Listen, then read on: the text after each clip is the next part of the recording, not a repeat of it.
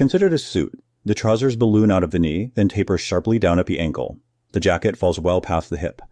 A watch chain hangs from the pocket in a long, deliberate arc, and a wide-brimmed hat completes the silhouette.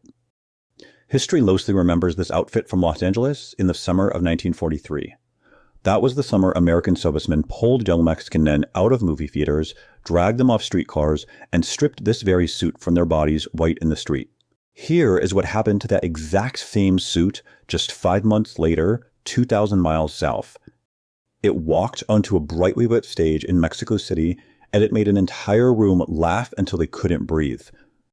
But today, we are following a comedian forged on that border and misunderstood by his own country for 30 years. His name was Germán Valdez. The world called him TIN-TÁN.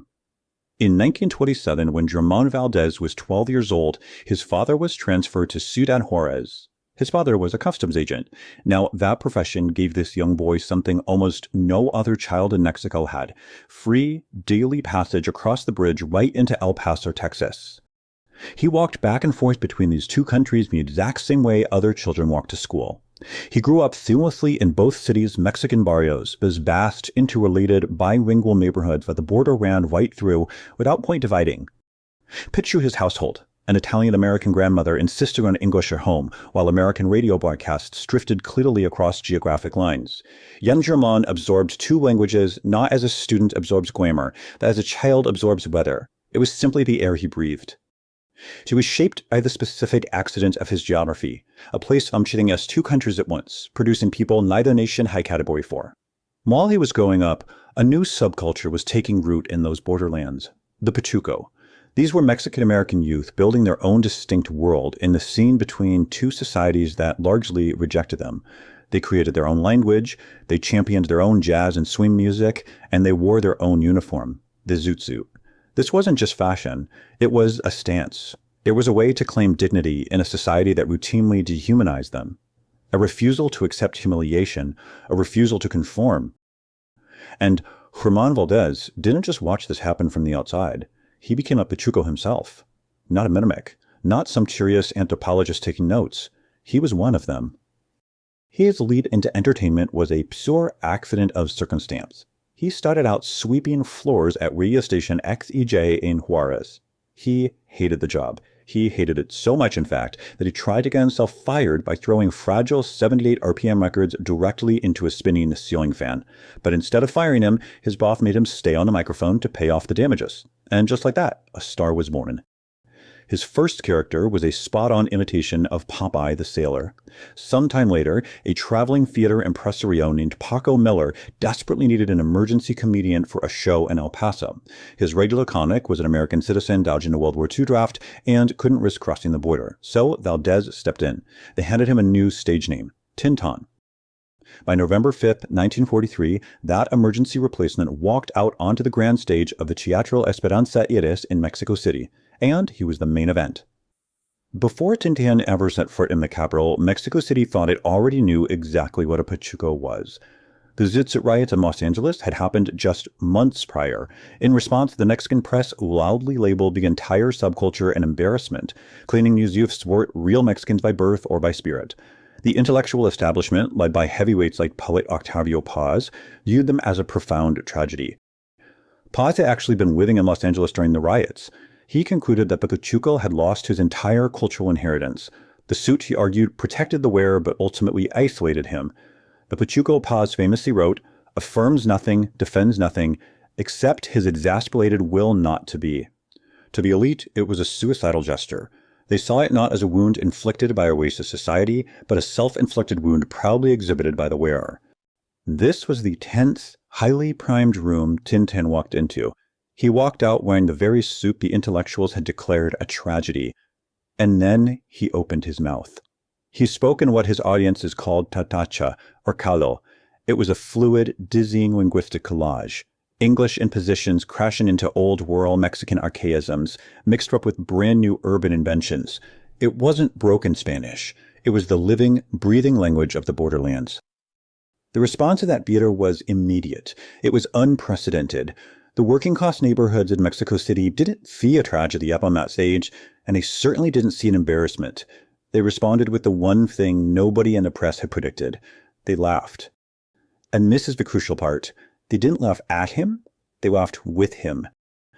This massive, instant wave of working class embrace was so powerful it acquired its own name. They called it the TIN-TÁN. The establishment, however, heard a threat. The cultural critics immediately attacked his performance. They called it vulgar, anti-Mexican. They accused him of destroying a beautiful language. The backlash from the press was so swift and so severe that TIN-TÁN's promoters had to launch defensive PR campaigns just to keep the shows running. They falsely claimed his act was actually a healthy critique, that he was up there mocking the Pachuco and ridiculing how people spoke on the border. But let's be clear. That was a desperate survival strategy, not a truthful description of the joyful recognition happening every night on that stage. We have to remember the era. Mexican cinema was saturated with films depicting Mexicans in the United States as degraded, lost, and stripped of their heritage. TIN-TÁN did what no other major entertainer at his time dared to do. He flat out refused to make Chicanos the punchline. The divide in Mexican comedy was clearly drawn. On one side, you had Mario Moreno, known to the world as Cantinflas. He played the Venado, the beloved underdog of the capital. He was verbally chaotic, sure, but safely rooted in the slums of Mexico City. Ultimately, his characters were conformist, reassuring to the political establishment. On the other side stood TIN-TÁN, the Pachuco, transnational, unauthorized, forged by the border. Both of these men debuted on the exact same stage, in the exact same week, in November 1943. Only one of them would eventually receive official monuments and government sponsorship, and it wasn't TIN-TÁN. Even the official comedians happily participated in excluding the borderlands. Take the film Si Yo Fuera Diputado. In it, Cantinflas has his character paint a sign for his fictional business. The sign reads, plain as day, "We don't serve Pachucos here." The establishment gladly rewarded a comedian who promised to keep the margins out. Meanwhile, the film industry fully understood TIN-TÁN's massive commercial value, even if they deeply resented what produced it. When he managed to work with directors who gave him creative freedom, he delivered timeless classics. But when the industry tightened its grip, they systematically neutralized his subversive edge. They assigned him mediocre scripts specifically designed to stifle his brilliant improvisation. They stripped him of his iconic Pachuco wardrobe. They confined his fluid Spanglish strictly to live theatrical runs, and pushed him into domesticated, conventional neighborhood roles on a silver screen. To the industry, the future had to be sanitized before it could be sold. Octavio Paz had published his diagnosis of the tragic Pachuco while observing a subculture in Los Angeles that was cornered, hunted, and dismantled by violence. But TIN-TÁN wasn't the tragic figure of 1943. TIN-TÁN was the reality the border produced after the dust settled. He embodied a concept the Cuban anthropologist Fernando Ortiz called neoculturation. This isn't the sad loss of one culture to another, it's the creation of a third thing, something entirely new and original belonging completely to neither parent. Where the establishment looked at the border and saw a will not to be, TIN-TÁN used comedy, music, and a suit worn without an ounce of apology to express a fierce refusal to accept humiliation. It took decades for the intellectual elite to finally catch up to what the working class understood the very first night he stepped on stage. The great chronicler Carlos Monsiváis finally gave it a name in 1973. He called TIN-TÁN the first Mexican of the 21st century. Monsiváis realized that TIN-TÁN had successfully Mexicanized Americanization, and he had done it without a drop of guilt. He built a brilliant linguistic collage out of the raw materials the border handed him, completely anticipating the hybrid transnational identity of our modern globalized world. But this grand recognition arrived precisely as the man himself was leaving the stage. Gilman Valdez died in 1973. He left behind no great fortune, holding only a single industry medal to his name.